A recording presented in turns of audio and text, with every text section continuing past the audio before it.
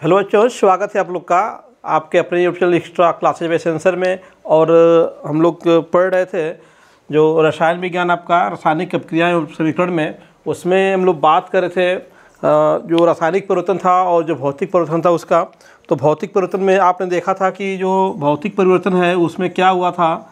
भौतिक परिवर्तन में केवल भौतिक गुणों में परिवर्तन हुआ था, उसके रूप आकार है ना, तो रंग वगैरह में जो परिवर्तन हुआ था। और सबसे इम्पॉर्टेंट बात इस भौतिक परिवर्तन में क्या था, जो भौतिक परिवर्तन था उसमें कोई जो है नई वस्तु नहीं बन रही थी, नई वस्तु नहीं बन रही थी, ठीक है ना।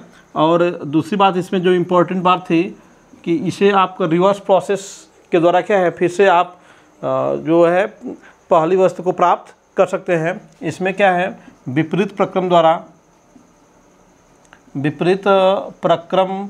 द्वारा जो है आप जो है दूसरे पदार्थ से जो है, पदार्थ नहीं कहेंगे हम लोग, दूसरे रूप से, क्योंकि रूप बदलता है, क्योंकि इसमें पदार्थ चेंज नहीं होता है। तो दूसरे रूप से क्या है आपका जो है पहला जो रूप है पदार्थ का, वस्तु का, ठीक है, प्राप्त किया जा सकता है, ठीक है। ये दो बातें इम्पोर्टेंट आपने बात की थी इसकी भौतिक परिवर्तन में। और रासायनिक परिवर्तन में आपने बात किया था कि आपका जो बिल्कुल परिवर्तन होता है तो उसमें आपका जो वस्तु है वो बदल जाती है। रासायनिक परिवर्तन में आपने क्या बताया था, पहली बात कि इसमें क्या है,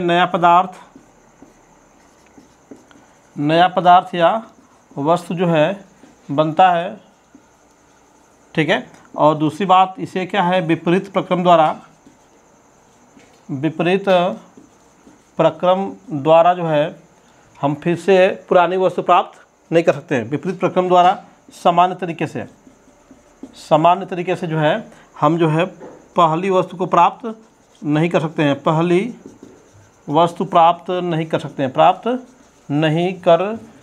हैं, ठीक है। ये आपकी सबसे इम्पोर्टेंट बात यही दो निकल के आई थी जो डिस्कशन था हम लोग का। उस डिस्कशन से आज हम लोग इसी डिस्कशन को थोड़ा सा आगे बढ़ाते हैं। तो आगे का जो इसमें हम लोग का बात कर रहे हैं हम लोग कि जो भौतिक या रासायनिक परिवर्तन हो रहा है उसको रिप्रेजेंट कैसे करते हैं, ठीक है। भौतिक और रासायनिक परिवर्तन को रिप्रेजेंट कैसे करते हैं, तो उस जो परिवर्तन है उसको रिप्रेजेंट करने के लिए हम लोग एक नाम देते हैं उस परिवर्तन को, अभिक्रिया। क्या नाम देते हैं, अभिक्रिया नाम देते हैं, ठीक है। रासायनिक अभिक्रिया,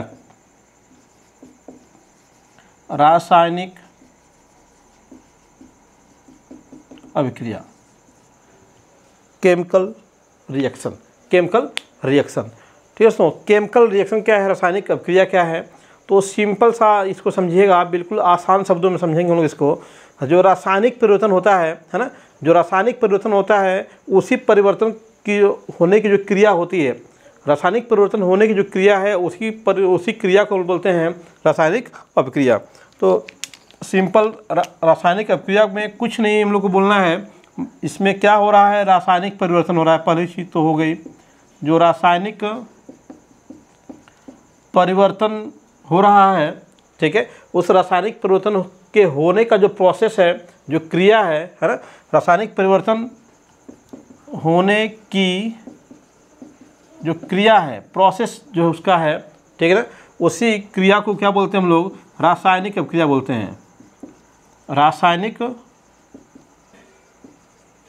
अभिक्रिया कहते हैं, रासायनिक अभिक्रिया कहते हैं। ये इसकी परिभाषा हो गई, रासायनिक परिवर्तन होने की क्रिया। रासायनिक परिवर्तन किस प्रकार से हो रहा है, ठीक है, किस तरीके से हो रहा है, उसी को हम लोग बोलते हैं रासायनिक अभिक्रिया। तो ये तो बिल्कुल ईजी हो गया। जैसे आप कोई प्रोसेस कर रहे हो, किसी वस्तु ए को बी में चेंज किया आपने, वस्तु ए में परिवर्तन हुआ रासायनिक और वस्तु बी की हम लोग को प्राप्त हुई, तो ए से बी बनने का जो प्रोसेस होगा उस प्रोसेस को बोलते हैं हम लोग रासायनिक अभिक्रिया बोलते हैं दोस्तों। आइए देखते हैं, देखिए यहाँ पे किस प्रकार से है, एग्जाम्पल से समझेंगे हम लोग इसको। यहाँ पे देखिए एक छोटा सा एग्जाम्पल लेते हैं हम लोग।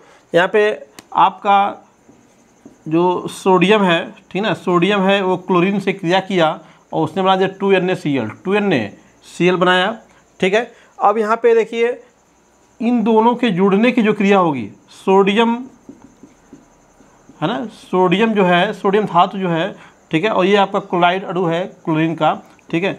सोडियम प्लस क्लोरीन दोनों जो आपस में जो जुड़ने की जो क्रिया है, इनके आपस में जुड़ने की क्रिया, इनकी आपस में क्या है, आपस में जुड़ने की क्रिया जो है उसे ही बोलेंगे हम लोग क्या, क्रिया को ही क्या बोलेंगे हम लोग, क्रिया को हम बोलेंगे रासायनिक अभिक्रिया, रासायनिक अभिक्रिया बोलेंगे। किस प्रकार से सोडियम क्लोरीन से जुड़ रहा है। देखिए दोस्तों, क्लोरीन जो सोडियम है वो क्लोरीन से जब जुड़ने जाता है तो सोडियम पहले अपने आप को बदलता है, सोडियम अपने आप को क्या करता है, चेंज करता है। तो चेंज करने के लिए क्या होगा, एक प्रोसेस होगा, इस प्रोसेस में वो क्या करता है, इलेक्ट्रॉन निकालता है अपना। सोडियम एक इलेक्ट्रॉन निकाल करके इस पर क्या, एक पॉजिटिव चार्ज इसके ऊपर आ जाता है। और इसी प्रकार से क्लोरीन जो है इस निकले हुए इलेक्ट्रॉन को ले करके ग्रहण करके अपना Cl निगेटिव में कन्वर्ट हो जाता है। इस प्रकार से हम लोग का यहाँ पे Na पॉजिटिव है ना, सोडियम धनायन और क्लोरीन रेडायन का फॉर्मेशन होता है। और आपका ये आपका Na पॉजिटिव आप प्लस Cl निगेटिव आपस में क्या होंगे, जुड़ेंगे और बन जाएगा आपका NaCl। तो ये प्रोसेस इसका बनने का है। ऐसा नहीं कि केवल सोडियम Na के रूप में ही है और ये आपका क्लोरीन है, दोनों आपस में जुड़ गए और NaCl बन गया, ठीक है। आपका Na पहले क्या है, Na पॉजिटिव में कन्वर्ट होगा, Cl क्या होगा, Cl निगेटिव में कन्वर्ट होगा, और फिर आपका जो है Na पॉजिटिव और Cl निगेटिव आपस में कंबाइन होंगे और NaCl का निर्माण करेंगे। तो ये पूरा एक प्रोसेस है, ऐसा नहीं कि सीधे आपका ये सोडियम क्लोराइड हम लोग को प्राप्त हो गया। तो यही जो प्रोसेस है, इसी प्रोसेस को हम लोग बोलते हैं रासायनिक अभिक्रिया, रासायनिक अभिक्रिया, ठीक है दोस्तों। तो उम्मीद है रासायनिक अभिक्रिया आपको समझ में आ गई होगी। अब देखिए, रासायनिक अभिक्रिया में दो पार्ट होता है, रासायनिक अभिक्रिया में दो पार्ट होते हैं।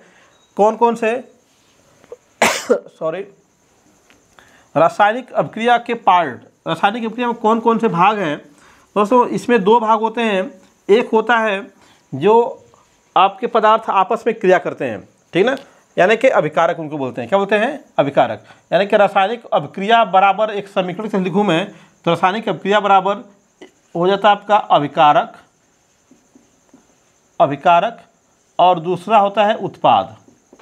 दो पार्ट हो गए, रासायनिक अभिक्रिया के दो पार्ट हो गए, एक अभिकारक हो गया और एक क्या हो गया आपका उत्पाद हो गया। दो पार्ट इसके बनते हैं, ठीक है।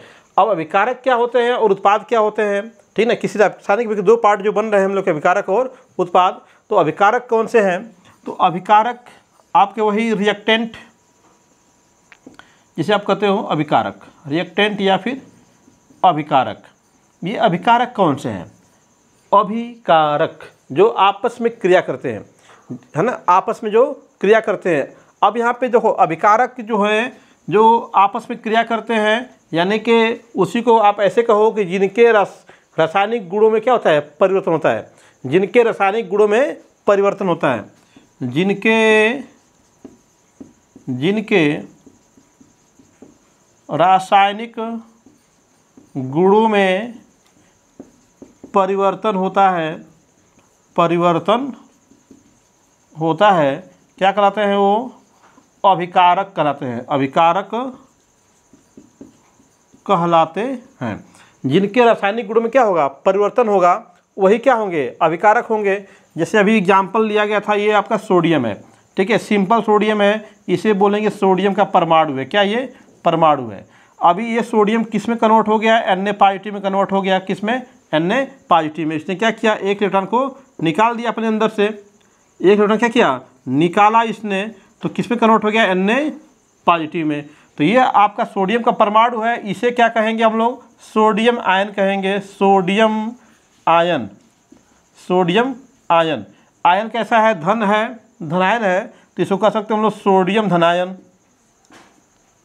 सोडियम धनायन, ठीक ना, या सोडियम आयन या सोडियम धनायन। तो ये आपका परमाणु के रूप में है, ये क्या है, आयन के रूप में है। क्या दोनों चीज़ें सेम हैं, क्या परमाणु और आयन सेम होते हैं, बिल्कुल नहीं।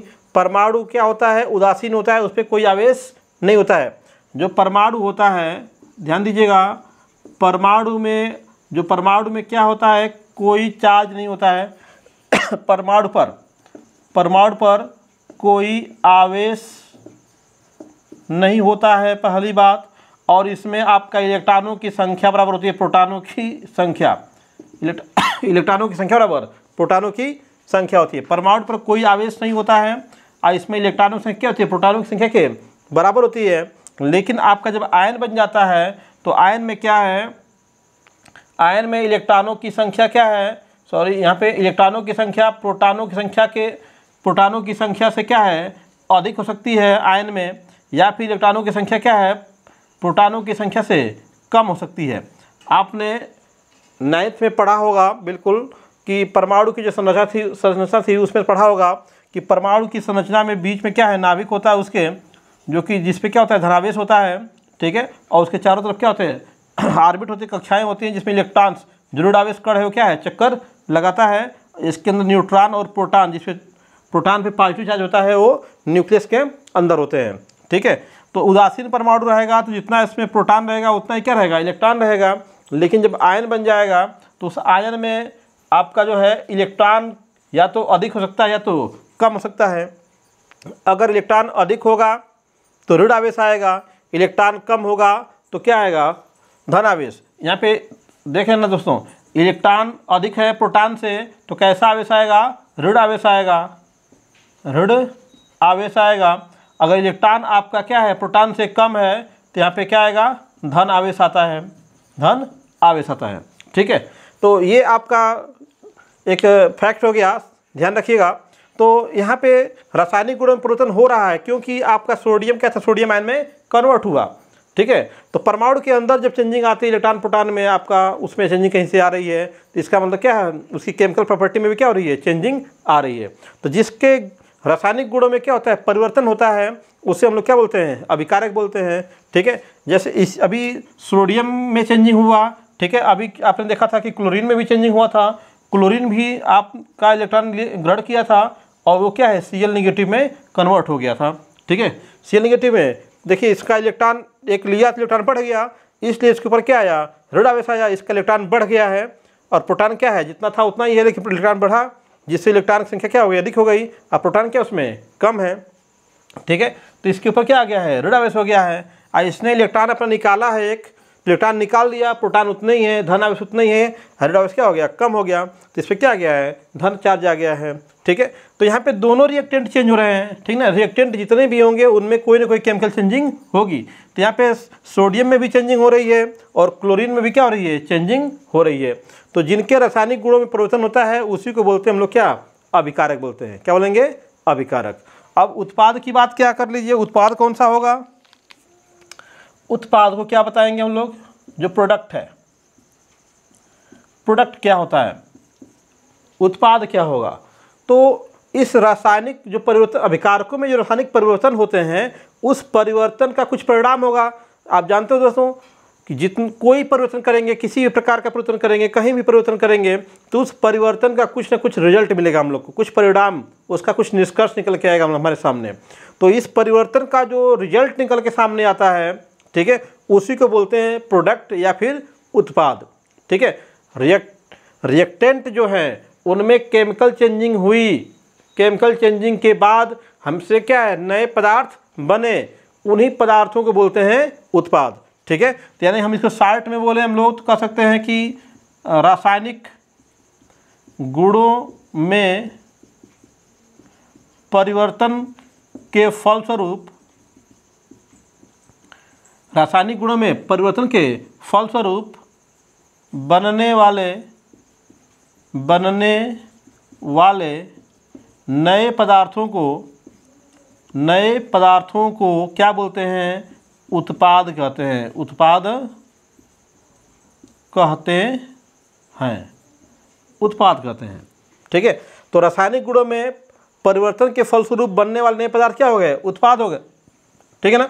तो जिनके गुणों में परिवर्तन होना स्टार्ट हुआ, जिनके कारण नए गुण वाले जो तत्व हैं या फिर पदार्थ हैं वो क्या हैं, बन रहे हैं, ठीक है, वो तो अभिकारक हो गए। और जो नए पदार्थ बन रहे हैं वो क्या हो गए, उत्पाद हो गए, ठीक है। तो अभिक्रिया में 2 पार्ट हैं, ठीक है। अभिक्रिया, किसी भी रासायनिक अभिक्रिया में कितने पार्ट हो गए, 2 पार्ट, एक आपका अभिकारक और एक आपका उत्पाद, ठीक है दोस्तों। तो हम लोग को अब ये कन्फर्म हो गया कि हमारे पास क्या होने चाहिए, किसी रासायनिक अभिक्रिया को होने के लिए, ठीक है, क्या क्या जरूरी चीज़ें हैं, ठीक है, क्या क्या जरूरी चीज़ें हैं, आइए उसको पहले थोड़ा सा एक लाइन में देख लेते हैं हम लोग। ठीक है, रासायनिक अभिक्रिया के लिए आवश्यक शर्त क्या है? रासायनिक अभिक्रिया के लिए आवश्यक शर्त क्या है? आवश्यक शर्तें, ठीक ना। बेसिक जो बातें हैं थोड़ा थोड़ा आपको बता देते हैं 10th में ही, ताकि आप अगर कंपटीशन में भी बैठते हैं तो वहाँ भी ये बातें क्या करेंगी, आपको काम करेंगी। तो रासायनिक अभिक्रिया के लिए सबसे ज़रूरी बात क्या है? आपके पास क्या होने चाहिए? अभिकारक, अभिकारक होने चाहिए, आपके पास अभिकारक होने चाहिए। ठीक है, दूसरी बात, अभिकारक, जो अभिकारक हैं उचित परिस्थितियाँ होनी चाहिए, उचित परिस्थितियाँ होनी चाहिए। उचित परिस्थितियों में ही अभिकारक जो हैं, अभिकारक एक दूसरे के प्रति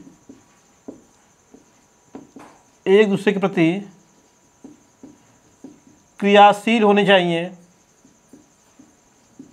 क्रियाशील होने चाहिए। उचित परिस्थितियाँ लगा करके उनकी एक दूसरे के प्रति क्या है, क्रियाशीलता को लोग बढ़ा सकते हैं या घटा सकते हैं। परिस्थितियों को बदल करके उनकी क्रियाशीलता क्या होती है, घटती है या फिर बढ़ती है। तो ये तीन बातें तो पहले होनी चाहिए। ठीक है, अभिकारक होना चाहिए, अभिकारकों के बीच क्या है, एक दूसरे के प्रति क्या है, क्रियाशीलता होनी चाहिए। और क्रियाशीलता होने के लिए, क्रिया होने के लिए उचित परिस्थितियाँ होनी चाहिए, जिससे आसानी से अभिकारक क्या है, आपस में अभिक्रिया कर सके। ठीक है, तभी जाकर के क्या होगी, रासायनिक अभिक्रिया होगी। यानी कि हमको अगर रासायनिक अभिक्रिया को दिखाना अगर है ना, रासायनिक अभिक्रिया को शो करना है, रासायनिक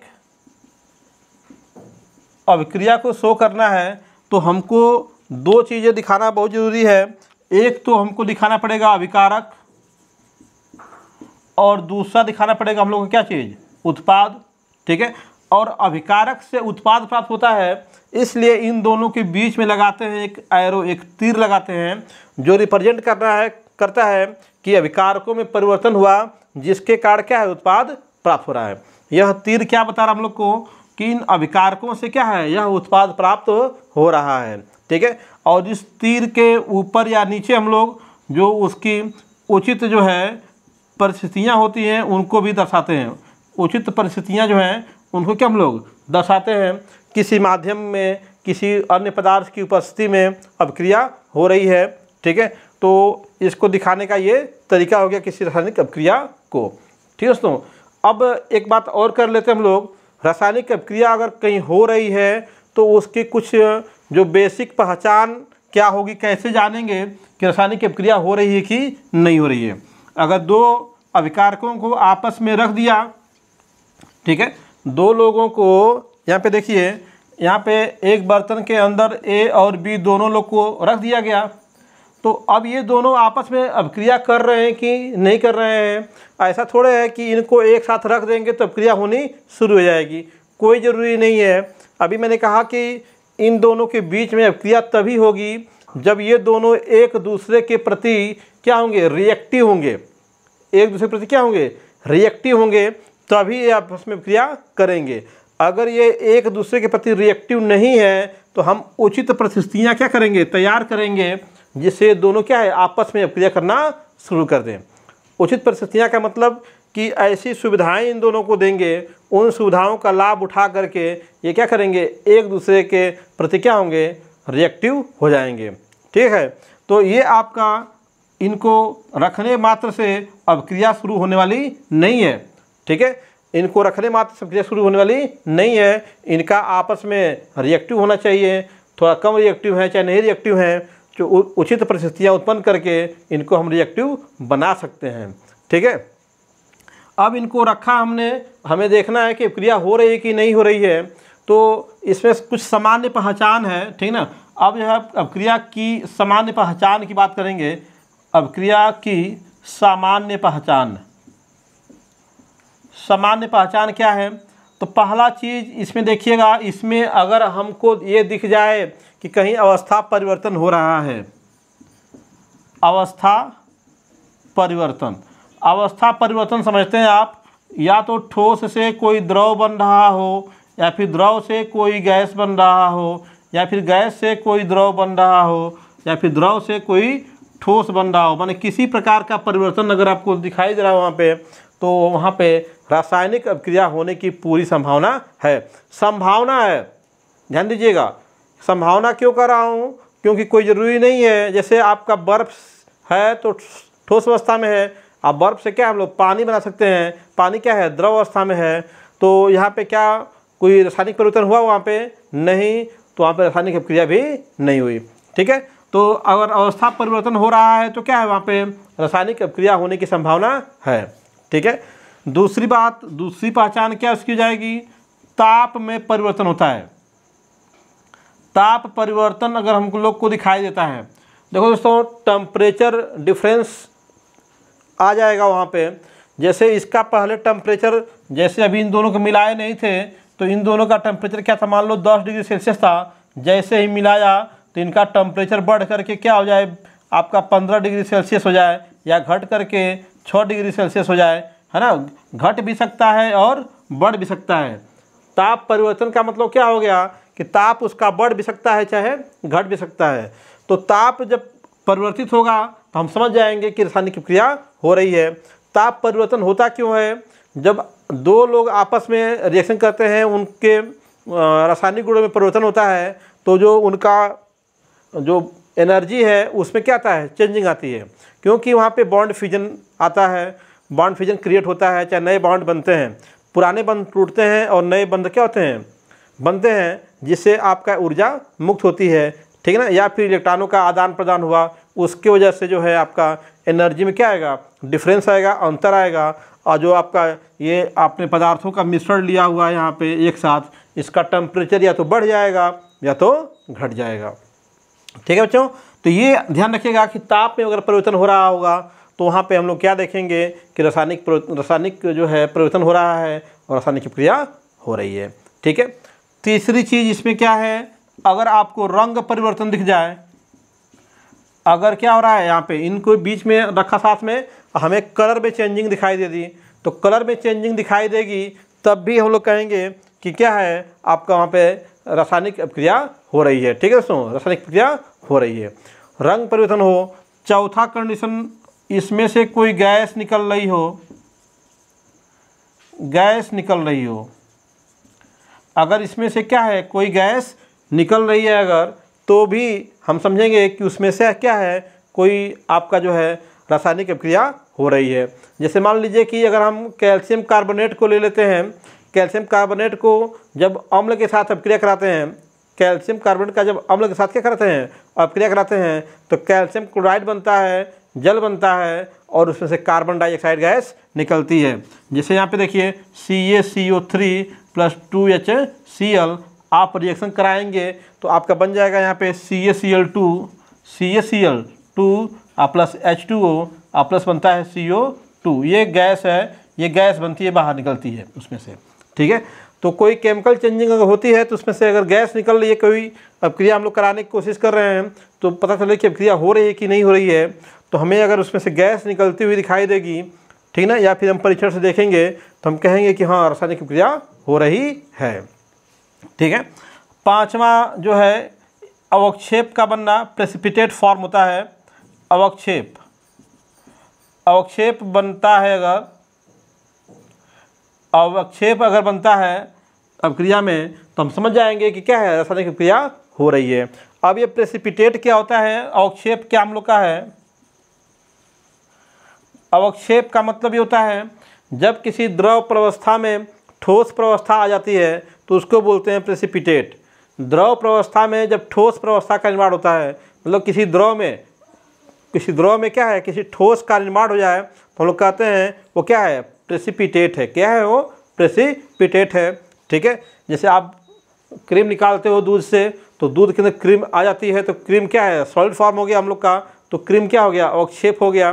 ठीक है ना, तो आपका किसी द्रव प्रवस्था से ठोस प्रवस्था निकल के बाहर आना, जो निकल के बाहर आता है उसी को बोलते हैं अवक्षेप। यह अवक्षेप या तो नीचे बैठ जाता है तली में, या फिर नीचे बैठ जाएगा, या फिर क्या है ऊपर तैरेगा। दोनों स्थितियाँ होती हैं, ठीक है, हो सकती हैं। या तो हल्का होगा तो ऊपर तैरना शुरू कर देगा, और अगर भारी होगा तो क्या होगा, नीचे बैठ जाता है वो, ठीक है। तो ये अवक्षेप आपका बन रहा है किसी अपक्रिया में, तो समझ जाएंगे क्या है, रासायनिक परिवर्तन हो रहा है, और वह क्या है, एक रासायनिक अपक्रिया हो रही है, ठीक है दोस्तों। तो ये तो कुछ पहचान थी हम लोग की, रासायनिक अपक्रिया को कैसे हम लोग पहचानेंगे देख करके, ठीक है। तो देख करके हम लोग पहचानने के लिए ये 5 पॉइंट दिमाग में रखिएगा। अवस्था परिवर्तन हो रहा हो, ताप परिवर्तन हो रहा हो, रंग परिवर्तन हो रहा हो, कोई गैस निकल रही हो, या फिर कोई अवक्षेप बन रहा होगा, तो क्या कहेंगे हम लोग कि रासायनिक अपक्रिया हो रही है, रासायनिक अपक्रिया हो रही है। तो ये तो आपने देखा रासायनिक अपक्रिया को। अब हम लोग बात कर लेते हैं थोड़ा सा रासायनिक समीकरण की। किसकी बात करेंगे, रासायनिक समीकरण की, क्योंकि हम लोग का चैप्टर ही वही है, रासायनिक अपक्रिया एवं समीकरण। रासायनिक अपक्रिया एवं समीकरण हम लोग का चैप्टर ही है। तो रासायनिक अपक्रियाओं की बात हम लोग कर रहे हैं, ठीक है। अब हम लोग बात कर लेते हैं थोड़ा सा किसकी, रासायनिक समीकरण की। रासायनिक समीकरण की बात करते हैं। रासायनिक समीकरण क्या है, ठीक है। समीकरण, रासायनिक समीकरण जो है उसमें हम लोग अभी देख रहे थे, रासायनिक अपक्रिया में 2 पार्ट थे आपके, एक अभिकारक था और एक क्या था, उत्पाद था। तो उस अभिकारक, अभी तो हम लोग सिंपल, जैसे यहाँ पे देखिएगा, मान लीजिए कि किसी भी जो एग्जाम्पल थे उसी की बात करें, तो हम लोग कह रहे थे कि सोडियम और क्लोरीन की क्रिया के फलस्वरूप क्या बन रहा है, सोडियम क्लोराइड बन रहा है। सोडियम क्लोराइड प्राप्त होता है। तो ये क्या चीज़ है, ये कोई रासायनिक अपक्रिया को रिप्रेजेंट किया जा रहा है। ये क्या है, किसी रासायनिक अपक्रिया को रिप्रेजेंट किया गया है। इसमें किसकी क्रिया हुई है, सोडियम की और क्लोरीन की क्रिया हुई है। तो इसमें अभिकारक हो गए आपके, अभिकारक इसके हो गए क्या, आपके सोडियम हो गया अभिकारक, और क्या हो गया, क्लोरीन हो गया अभिकारक आपका। ये क्या हो, दोनों अभिकारक हो गए। उत्पाद, इसमें कुछ नया पदार्थ प्राप्त हो रहा है क्या हम लोग को, तो हाँ, इसमें सोडियम क्लोराइड बन रहा है। तो जो नया पदार्थ बन रहा है वो क्या हम लोग का उत्पाद हो गया। तो यहाँ पे हम लोग कह दिए सोडियम क्लोराइड उत्पाद है, तो सोडियम क्लोराइड जो है क्या है, वो उत्पाद है। तो अब हम लोग इसको अगर कैसे रिप्रेजेंट करें समीकरण के रूप में, तो दिख रहा हम लोग को कि यहाँ पे सोडियम और क्लोरीन दोनों को मिलाया जा रहा है। यानी कि हम लोग जब रासायनिक समीकरण बनाने जाते हैं तो अभिकारकों को धन चिन्ह द्वारा क्या करते हैं, धन चिन्ह द्वारा जोड़कर, है ना, धन चिन्ह द्वारा जोड़कर एक तीर लगाते हैं। क्या लगाते हैं, तीर का चिन्ह लगाते हैं, है ना। एवं तीर के दाईं ओर क्या करते हैं, तीर के दाईं ओर जो है हम लोग उत्पाद लिखते हैं। क्या लिखते हैं, उत्पाद लिखते हैं। इसका मतलब अगर हमको इन अभिकारक और उत्पाद से जो अपक्रिया, रासायनिक अपक्रिया हो रही है, उसको रासायनिक समीकरण के रूप में लिखना हम लोग को है, तो यहाँ पे लिखेंगे हम लोग सोडियम, क्या लिखेंगे, सोडियम प्लस क्या हो जाएगा, क्लोरीन हो जाएगा, प्लस क्या होगा, क्लोरीन, और एक तीर लगा देंगे हम लोग, तीर के दाहिनी तरफ क्या लिखेंगे हम लोग, सोडियम क्लोराइड, सोडियम क्लोराइड। तो ये आपका रासायनिक समीकरण हो गया।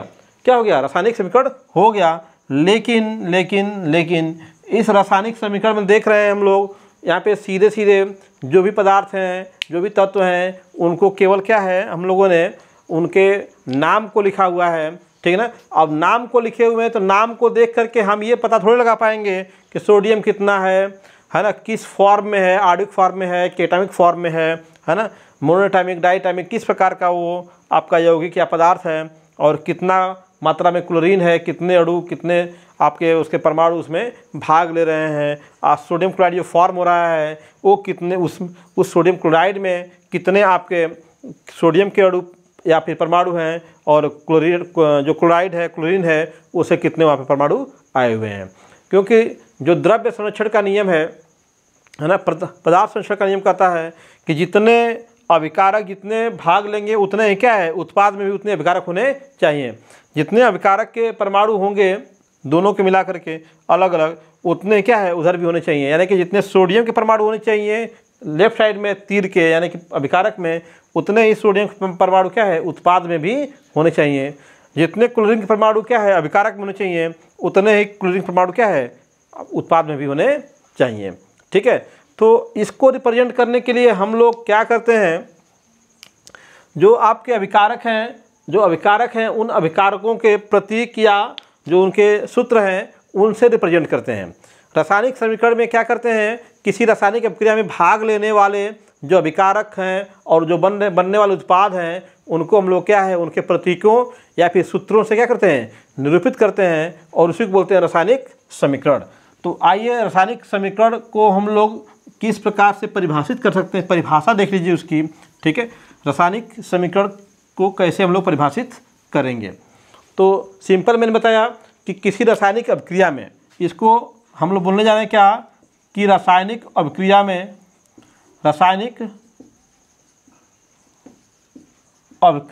में भाग लेने वाले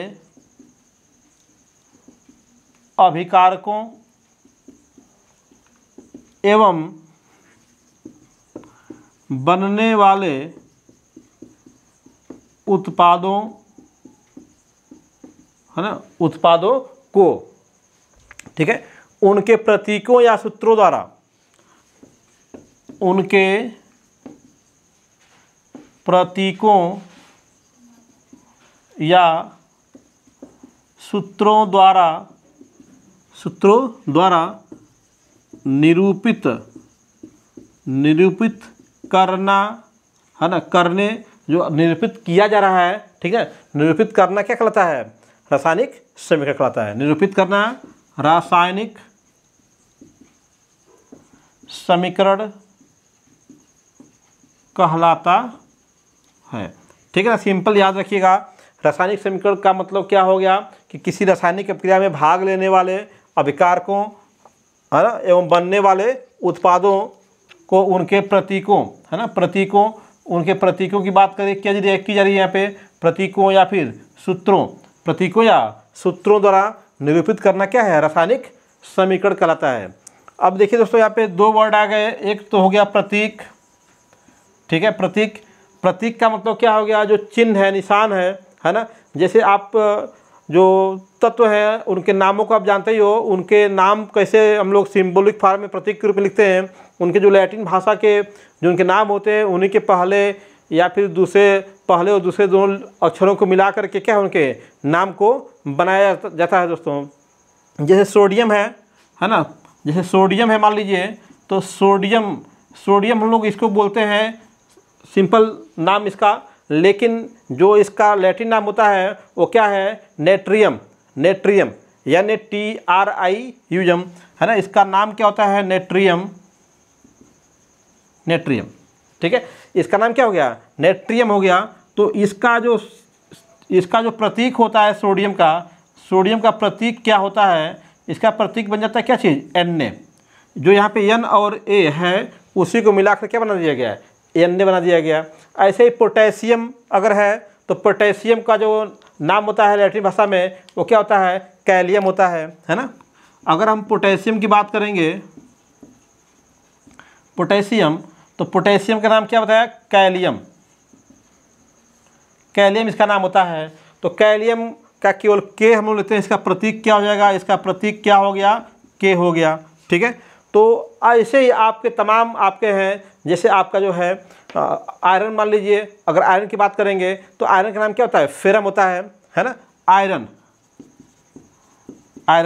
तो सिंपल ऐसे आयरन लिखते हैं हम लोग, लेकिन लैटिन भाषा में लिखेंगे तो क्या हो जाएगा, फेरम हो जाएगा, फेरम। तो फेरम किसे, Fe से शुरू हो रहा है, FeRRUM।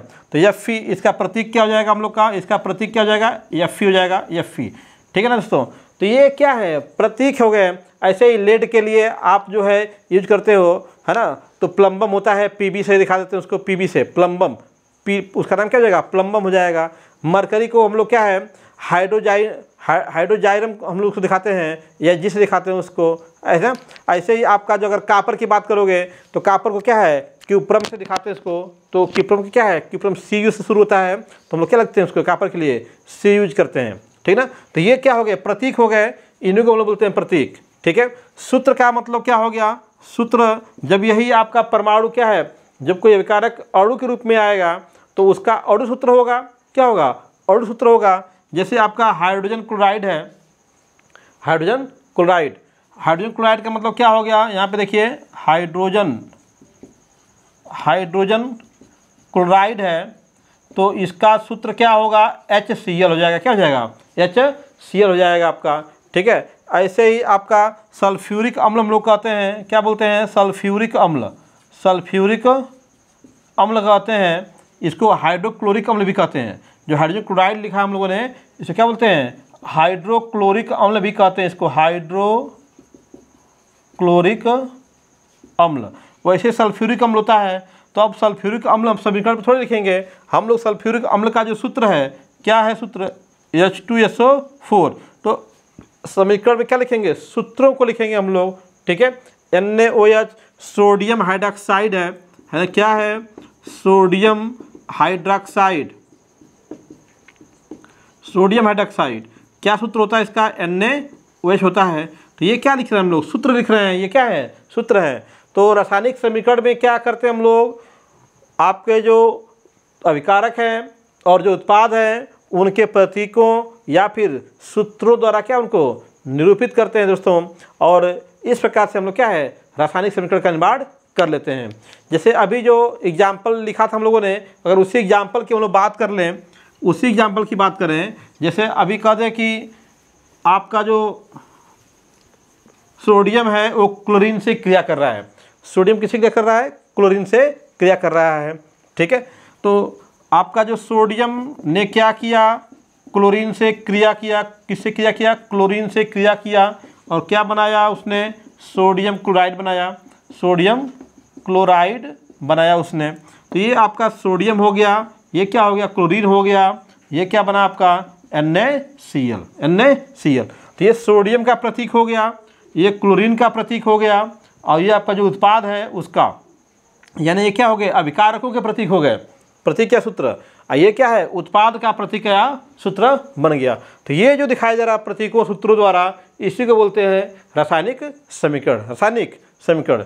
मैग्नीशियम का जो फाइल होता है, पतली पन्नी होती है मैग्नीशियम की, उसको जब हम लोग क्या है, मैग्नीशियम को जब वायु में जलाते हैं, वायु में जलाने का मतलब क्या है, वायु की ऑक्सीजन का यूज करते हैं। जानते ही हो दोस्तों, ऑक्सीजन ही क्या है, जलने में सहायक होती है, बिना ऑक्सीजन कोई जलता नहीं है। तो Mg क्या है, वायु में जब जलाते हैं उसको हम लोग हैं, तो मैग्नीशियम का ऑक्साइड बनता है, क्या बनता है, मैग्नीशियम का ऑक्साइड बनता है यहाँ पे MgO। तो इसका ये देखो Mg प्लस यहाँ पे क्या हो गया, O2, क्या हो गया, O2। ठीक है। तो अब ये दोनों मिलते हैं तो बनता क्या है, MgO बनता है। तो यहाँ पे देखो, यहाँ पे एक ऑक्सीजन है उत्पाद में, लेकिन अभिकारक में कितने हैं, 2 ऑक्सीजन है, यहाँ पे 2 लगा हुआ है, कितने ऑक्सीजन है, 2 ऑक्सीजन है। तो यहाँ पे आपका ये इक्वेशन क्या है, बैलेंस नहीं है, समीकरण क्या है, बैलेंस नहीं है। ठीक है। तो समीकरण बैलेंस हो भी सकता है और नहीं भी सकता है। अगर बैलेंस नहीं है तो समीकरण को हमेशा हम लोग क्या करते हैं, बैलेंस करते हैं, समीकरण को हमेशा क्या करेंगे, बैलेंस करेंगे दोस्तों। ठीक है। तो यहाँ पे आप बैलेंस करने के लिए क्या है, 2Mg लगा दोगे। ठीक है। तो क्या बन जाएगा, 2MgO। देखो 2Mg हो गया तो 2 का मैग्नीशियम हो गया, 2 का गुणा O में करोगे तो क्या होगा, 2 को O हो गया, तो 2 को ऑक्सीजन है, 2 को Mg है, 2 को मैग्नीशियम है, तो क्या हो गया, संतुलित हो गया। ठीक है। तो यानी कि रासायनिक समीकरण को अगर हम थोड़ा सा आगे बढ़ा दें इसी बात को, तो रासायनिक समीकरण क्या है, 2 प्रकार का हो जाएगा। एक आपका हो जाएगा संतुलित, क्या हो जाएगा, संतुलित, और दूसरा क्या हो जाएगा, असंतुलित, असंतुलित। तो संतुलित किसे कहते हैं, संतुलित किसे कहेंगे, संतुलित रासायनिक समीकरण, संतुलित रासायनिक समीकरण किसे कहेंगे दोस्तों। तो बिल्कुल आसान है ना, वह समीकरण वह समीकरण जिसमें अभिकारक एवं उत्पाद में परमाणुओं की संख्या क्या हो, समान हो, उसे कहते हैं संतुलित समीकरण। आज इसमें क्या है, आपका अभिकारक उत्पाद में जो है परमाणु की संख्या क्या है, समान नहीं होती है, उसको बोलते हैं क्या चीज़, असंतुलित समीकरण, असंतुलित समीकरण। तो आप समझ चुके हैं समीकरण हम लोग को कैसे लिखना है। अभी कई समीकरण लिख के दिखाए भी आप लोग को, है ना। जैसे अभी एक समीकरण और आप देख सकते हो इसमें, अभी जैसे हम लोग कैल्शियम कार्बोनेट का HCl से अभिक्रिया कराया था। अभी हम लोग किससे की, अगर हम लोग कापर की अभिक्रिया करा दें किससे, अगर कापर की अभिक्रिया हम लोग कराते हैं किससे, H2SO4 से, किससे, H2SO4 से, तो आपका इसमें क्या बन जाता है, कापर सल्फेट। क्या बनता है, कापर सल्फेट बन जाता है इसमें, CuSO4, और भी कुछ 100 उत्पाद बनते हैं, SO4 बन जाता है, SO4 सल्फेट बन जाता है, इसमें से सल्फेट आयन बन जाएगा और आपका H2O फॉर्म हो जाता है। इसमें क्या बनता है, H2O का फॉर्मेशन हो जाता है। लेकिन यह समीकरण क्या है, संतुलित नहीं है। देख रहे हैं आपका दोनों तरफ के परमाणु क्या है, समान नहीं है। तो इसको क्या करेंगे हम लोग, संतुलित करने की कोशिश करेंगे और यह कहेंगे कि ये असंतुलित समीकरण है। कैसा है, असंतुलित समीकरण है, असंतुलित समीकरण है ये, ठीक है। अब देखिए यहाँ पे अगर एक रिएक्शन और लिखे हम लोग यहाँ पे, ये क्या हो गया, N2 + 3H2, एरो मार्क हो गया 2NH3। तो इसमें देखिए N2 में, और ये N2 क्या है, विकारक है, इसमें 2 नाइट्रोजन है। यहाँ पे क्या है, यहाँ पे देखो, यहाँ पे 2 और यहाँ पे 3, 2 3 6, कितना हाइड्रोजन है, 6 हाइड्रोजन है। तो यहाँ पे इधर देखिए 6 हाइड्रोजन होने चाहिए, तो 3 हाइड्रोजन यहाँ पे और 2 ये, 3 दूना के 6 हाइड्रोजन हो गए, ठीक है। तो 6 हाइड्रोजन यहाँ पे हो गए, बराबर हो गए। नाइट्रोजन देख लो, नाइट्रोजन यहाँ पे एक ही है, लेकिन 2 से गुणा है यहाँ पे, तो 2 N, यहाँ भी कितना है, N2 मतलब क्या है, 2 ही N है। तो आपका दोनों तरफ क्या है, यहाँ पे परमाणु संख्या क्या है, बराबर है। नाइट्रोजन भी 2 है और 6 हाइड्रोजन इधर लेफ्ट में था, तो 6 हाइड्रोजन राइट में भी है। ये भी क्या एक है, संतुलित समीकरण। क्या है ये, संतुलित समीकरण है। ये क्या है, संतुलित समीकरण दोस्तों, ठीक है। तो आपका रासायनिक समीकरण 2 प्रकार का हो जाएगा, संतुलित और असंतुलित, ठीक है। अब हम लोग क्या करेंगे, समीकरण को संतुलित करने के तरीके देखेंगे, किस प्रकार से असंतुलित समीकरण को संतुलित हम कर सकते हैं दोस्तों, ठीक है। तो आइए देखते हैं किस प्रकार से हम लोग समीकरण को संतुलित करने वाले हैं।